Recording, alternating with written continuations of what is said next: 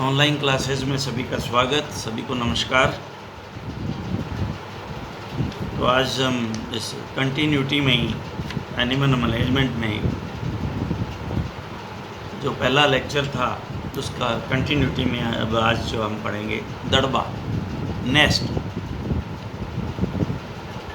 अभी हमने यूटेंसिल्स के बारे में पढ़ा जो इक्विपमेंट्स काम में आते हैं। फीडर पढ़े हमने, वाटर ड्रिंकर हमने कई तरह के पढ़े। तो अब हम दड़बा जो नेस्ट, दड़बा बड़ा ज़रूरी है क्योंकि इसमें मुर्गी जो है वो इसमें दड़बे में अंडे देती है। तो ये भी एक प्रक्रिया है बड़ी अच्छी जिसके लिए हम मेहनत कर रहे हैं। अगर इसको भी ध्यान से रखा जाए, कैसी जगह चाहिए, कितनी जगह चाहिए, तो ये एक बड़ा इम्पोर्टेंट बात है। वह स्थान जहाँ मुर्गियों के अंडे देने हेतु बनाया जाता है उसे नेस्ट कहते हैं। यह स्थान सुरक्षित हो, जिसमें अंधेरा हो, उसमें नीचे नरम बिछावन हो ताकि अंडा टूटे नहीं तथा मुर्गी को बैठने में असुविधा भी ना हो।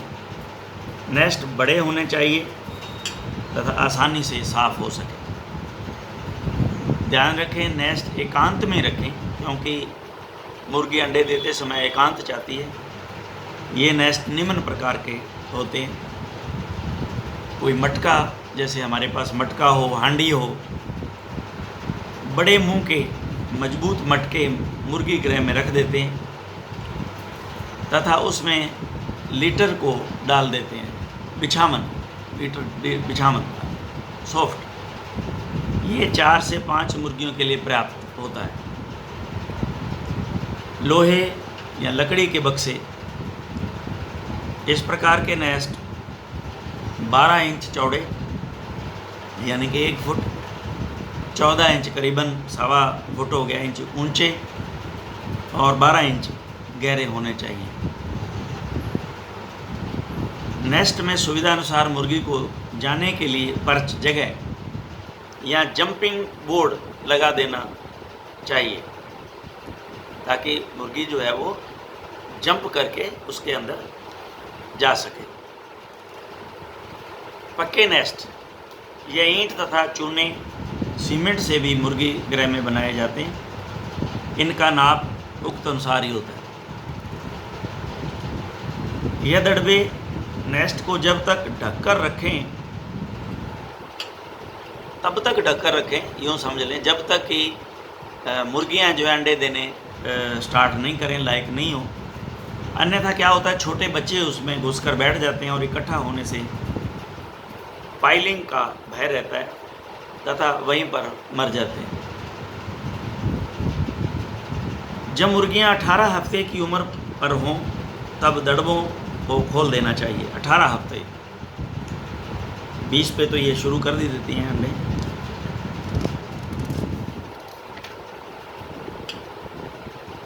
दड़बों में आगे की तरफ 1 से 2 इंच की रुकावट होनी चाहिए ताकि जो बिछावन अंदर होता है वह बाहर नहीं आवे। अंडा भी पक्षी के पैरों से बाहर आकर गिर नहीं सके।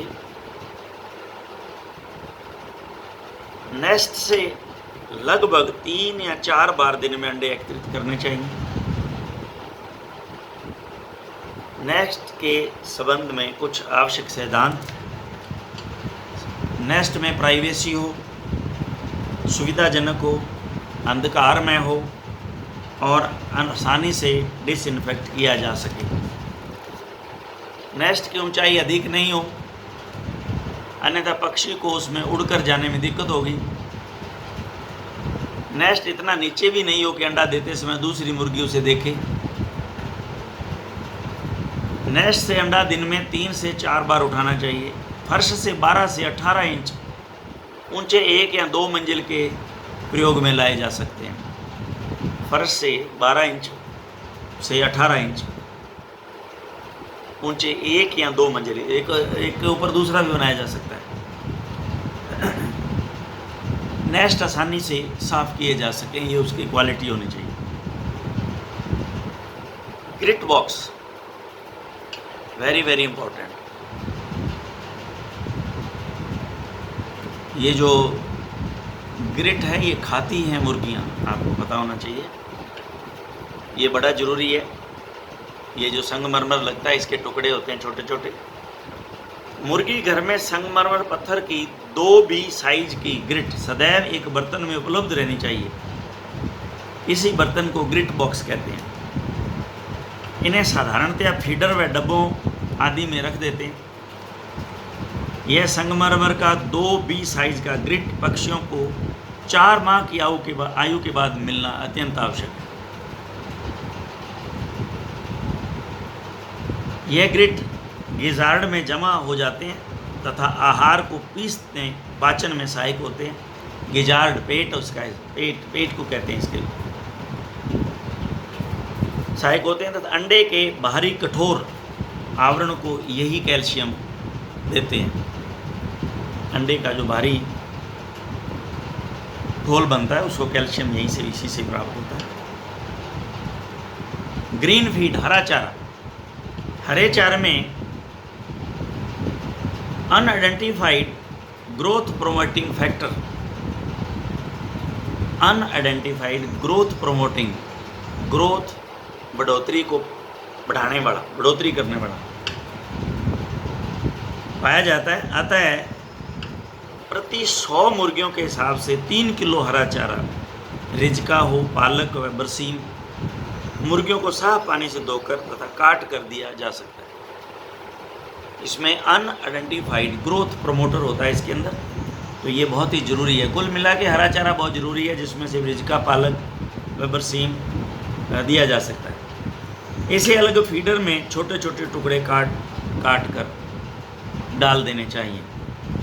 अन्य उपकरण, अदर इक्विपमेंट्स। मुर्गी पालन के क्षेत्र में उपरोक्त वर्णित उपकरणों के अलावा भी कुछ अन्य उपकरण की भी फार्म पर जरूरत पड़ती है।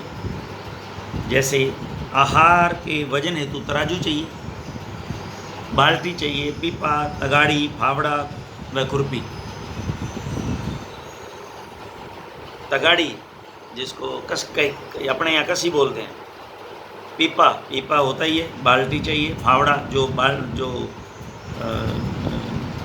तगाड़ी कहते हैं बट्ठड़ को, फावड़ा कहते हैं उसको कसी को। तगाड़ी फावड़ा यानी कि तगाड़ी बट्ठड़ हो गया और फावड़ा वो हो गया। और खुरपी, आमतौर पे खुरपी ये जो माली हैं वो रखते हैं, वो भी चाहिए। ये सारी की आवश्यकता वहाँ पड़ती है। आदि पेचकस, बिजली के होल्डर, बल्ब, तार, टेस्टर, बिजली के तार की टेप आदि, और फर्स्ट एड बॉक्स, ये भी वहाँ होने आवश्यक है। छोटी छोटी चीज़ें हैं लेकिन कभी ज़रूरत पड़ती है तो ये बड़ा काम निकालती हैं ऐसी चीज़ें। अब हम ब्रूडर से हैचिंग के बाद में चूजा आया, हैचिंग के बाद में चूजा पालन। जनरली लोग इस उलझन में नहीं पड़ते। देसी गांव में ये बस सिर्फ जो चूजे खरीद लेते हैं 1 दिन से 7 दिन के चूजे जो है वो खरीद लेते हैं। जनरली आपने देखा होगा गांव में लोग ये बेचते हैं टोकरियों में रख के, अलग अलग कलर के भी होते हैं बहुत सारे। ब्रायलर चूजों का पालन वर्ष भर किया जा सकता है, ब्रायलर जो मीट के लिए पाले जाते हैं। जबकि यदि अंडे देने वाली लेयर के चूजों का पालन किया जाता है तो उनके लिए जनवरी अथवा फरवरी माह में चूजे लाने चाहिए। जनवरी या फरवरी माह में चूजे लाने चाहिए ताकि उनसे शीतकाल अवधि में सितंबर से दिसंबर तक अंडा का उच्चतम उत्पादन मिल सके।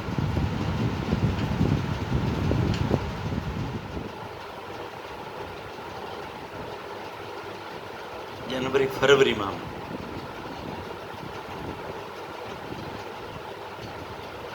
चूजे को प्राप्त करने से पूर्व की तैयारी।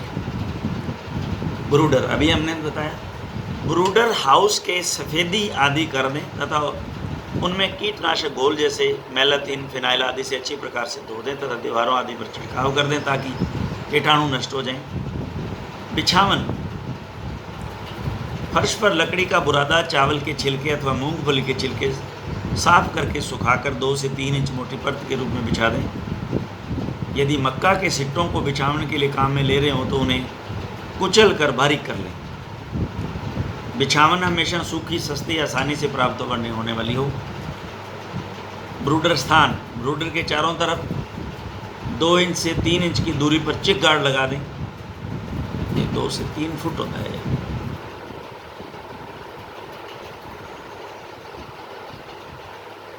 ब्रूडर के नीचे फिगर नंबर 342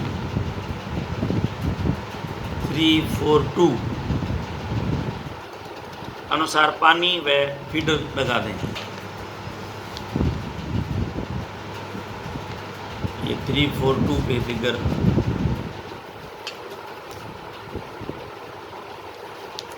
पानी की व्यवस्था, पानी व फीडर लगा दें। ब्रूडर हाउस में चूजे प्राप्त होने के 24 घंटे पूर्व बल्ब जगाकर उसका तापमान 60 से 70 डिग्री फ़ारेनहाइट कर लें। ब्रूडर के नीचे बल्ब जलाकर वहाँ का तापमान 95 डिग्री फ़ारेनहाइट कर दें।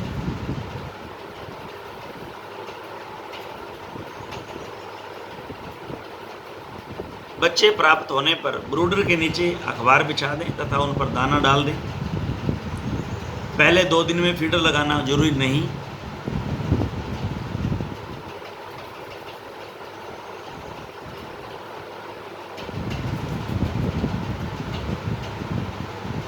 पानी की प्लेट लगा दें, उनमें ग्लूकोज युक्त पानी भर दें, लेकिन ध्यान रखें पानी कम मात्रा में रखें ताकि यदि चूजा उसमें चला भी जाए तो डूबे नहीं। अच्छा, और स्टील के प्लेट पर चित्रानुसार प्लास्टिक का डब्बा पानी भरकर उल्टा दें। ये एक डायग्राम दे रखा है इन्होंने।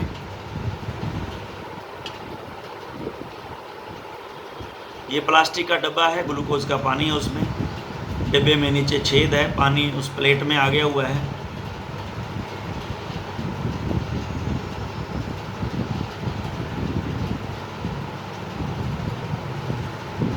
तो इस तरह से ये जो है डब्बा पानी से उल्टा हम प्लास्टिक के डब्बे में भर के ग्लूकोज का पानी और उसको एक प्लेट के अंदर उल्टा रख दें। चूजे हमेशा 1 दिन के ही प्राप्त करें, ये भी ठीक है, 1 दिन के ही प्राप्त करें तथा चूजे प्राप्त होते ही उन्हें ब्रूडर के नीचे डाल दें। 1-2 चूजों को पकड़ पानी में उनकी चोंच को डुबो दें ताकि उन्हें देखकर अन्य चूजे भी पानी पीने लग जाएं। अखबार पर मक्का के दलिए के दाने कुछ ऊंचाई से डालें ताकि जैसे ही दाना उछलेगा चूजे उसे पकड़ने के लिए दौड़ेंगे तथा फिर अखबार पर बिछे हुए मक्का के दलिए को सभी चूजे खाने लग जाएंगे।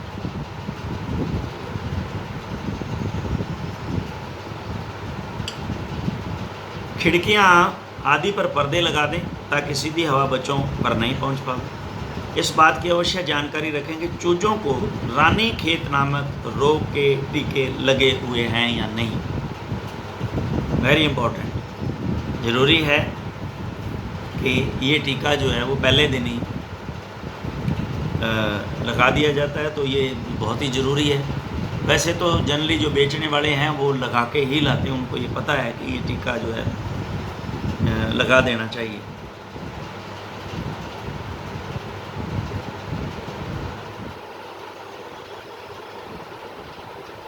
तापमान, ब्रूडर का तापमान जो है वो, ब्रूडर का तापमान फर्श से 2 इंच ऊंचाई से नापें। तापमान प्रति सप्ताह 5 डिग्री फ़ारेनहाइट निम्न प्रकार कम करते जाएं, लेकिन प्रथम सप्ताह 95 डिग्री फ़ारेनहाइट अवश्य रखें, अन्यथा चूजों की मृत्यु हो सकती है। तो ये अंडरलाइन कर लें, तापमान प्रति सप्ताह 5 डिग्री फ़ारेनहाइट निम्न जो है वो नीचे करते जाना है प्रत्येक सप्ताह। यानी कि पहले सप्ताह आपने 95 रखा है तो अगले सप्ताह जो है 90 होगा, फिर 85 होगा, 80। तो ये इस तरह से 5-5 घटाते चले जाएं। और ब्रूडर का तापमान ये जो अपने आप ही घटता चला जाएगा, 80, 76, 70, 65, 60, ये अपने आप ही घटता चला जा रहा है। ब्रूडर का तापमान उचित है या नहीं, ये सब चूजों का व्यवहार ही नीचे चित्रानुसार बता देगा। चूजे ब्रूडर के नीचे एकत्रित हैं तो ब्रूडर का तापमान कम है। चूजे यदि ब्रूडर से दूर भागते हैं तो ये तापमान अधिक है। यदि चूजे समान रूप में से वितरित हैं, इधर उधर फिर रहे हैं, तो ब्रूडर का तापमान सही है। तो ये निशानी है। फर्श का स्थान, ये देखिए यहाँ इन्होंने दिखा रखा है, ideal temperature, high temperature, low temperature, ये बता रखे हैं। ये देखिए लो टेम्परेचर में चूजे बिल्कुल ब्रूडर के नीचे एक जगह एकत्रित हो गए, हाई टेम्परेचर में ये बिल्कुल दूर भाग गए, और ये आइडियल टेम्परेचर पे बिल्कुल एक ही तरह से सभी जगह आराम से जो है बैठे हुए हैं, बिखरे हुए हैं।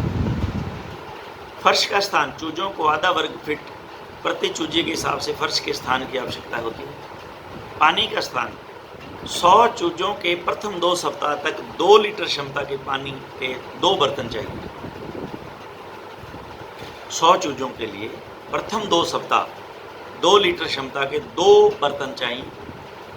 8 सप्ताह तक 5 लीटर क्षमता के पानी के 2 बर्तनों की आवश्यकता होती है। लाइट, हर 10 फीट की दूरी पर एवं फर्श से 8 फीट ऊंचाई पर एक 60 वाट का बल्ब लगा होना चाहिए।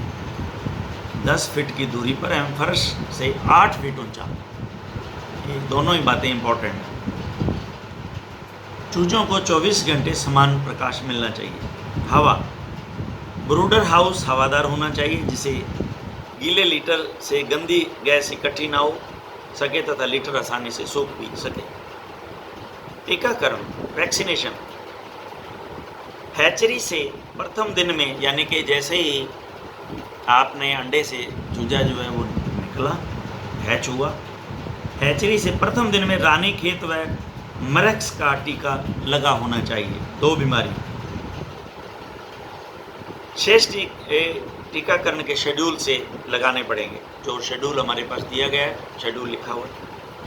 चोंच काटना, यदि चूजे अंडे उत्पादन हेतु पाल रहे हो तो साधारणतया 10 से 14 दिन के बीच में चोंच उसकी काटनी चाहिए, परंतु मांस हेतु पाल रहे हैं तो चोंच का काटना जरूरी नहीं है।